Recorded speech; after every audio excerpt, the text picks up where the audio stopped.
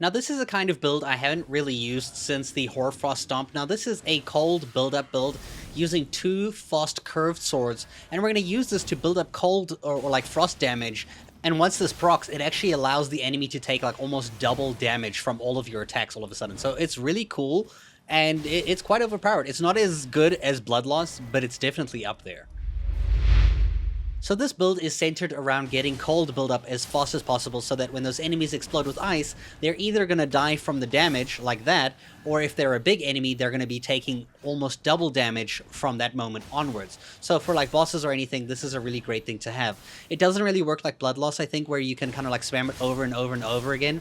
I think once it procs like that ice, it just kind of like affects them, you know, from now on. Now it just makes them weaker to all attacks that happen from that point onwards. In general, the weapons that I'm using here are quite strong. You can use any curved blades, you can use straight swords, you can use whips, you can use anything you want. I am going to show you at the end of the video exactly what I'm using.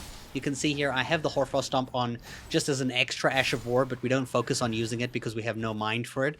And we're basically going to use that sometimes to help proc the cold buildup, but it's not necessary, as you can just use the weapons to kind of just keep attacking at this fast pace to build it up as fast as possible. And you can see we're also doing a lot of jump attacks, because when you jump and you use the double attack, you swing at least like 4 times. So you see here, 1, 2, it basically does like a the swords come in and then the swords come out kind of thing. So it's like 4 attacks in one go when you jump. You can see this like really well against like the wolf or the dog enemies, that we can deal with them very easily using the cold buildup. It actually makes them look way easier than they actually are compared to a lot of the weapons that I've tested these guys on. You still have to be aware and dodge, because you have to get very close and dirty with the combat. Like you have to get real in there, so you can still make mistakes and get hit and be punished for it. I find that especially true for like enemies like the giants or like maybe even bosses, that you need to be very careful with how you play this, because you can't just do what I do, where I run in and I'm like, I want to do all the damage and I want to do it now before the enemy can attack me. You have to be very careful of their follow-up attacks, and you have to take it in stride so that you don't actually die. You're basically just gonna jump into combat, finish all your stamina, make sure you get out of the way, dodge any attacks, and then come back in to finish the enemy's health bar. And these are the weapons that I'm using. This is the Beastman's Cold Curved Sword. Now, the cold part is actually from the Ash of War, from the Hoarfrost Stomp. It's the affinity that we've applied it on. Now, this weapon here scales off of strength and intelligence because of the Ash of War, and this obviously brings up the frost buildup. So you're going to focus more on intelligence and some strength for just your swinging damage. For our second weapon, we have the Serpent Guards thing, which scales the same way as our first weapon.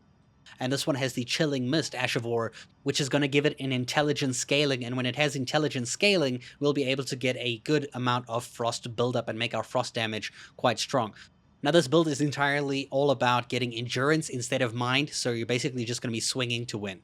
The armor I'm using in the video is the Banished Knight's armor set. So you can see over there, the talismans here raise attack power when HP is maximum. It's just one that I thought would work for me. Vastly increases my maximum stamina because we use so much stamina with all our swinging attacks. Greatly raises attack power with successive attacks, which works perfectly for this weapon. And then enhances critical hits. You can also use enhanced jump attacks as well as a talisman that's going to boost this one when you're doing jumping. Our Wondrous Physic boosts our strength and intelligence plus 10 when you use it, so it just makes you a whole lot stronger in that sense too.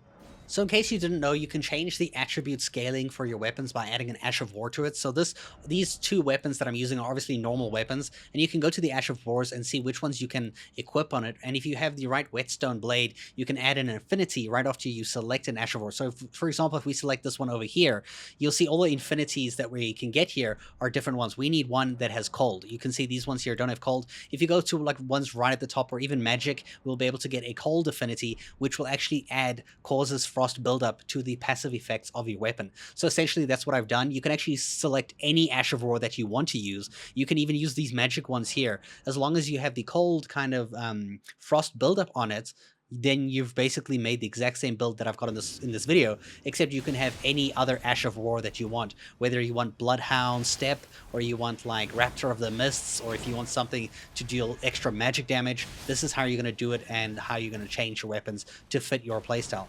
I hope you guys enjoyed this video, and thank you so much for watching.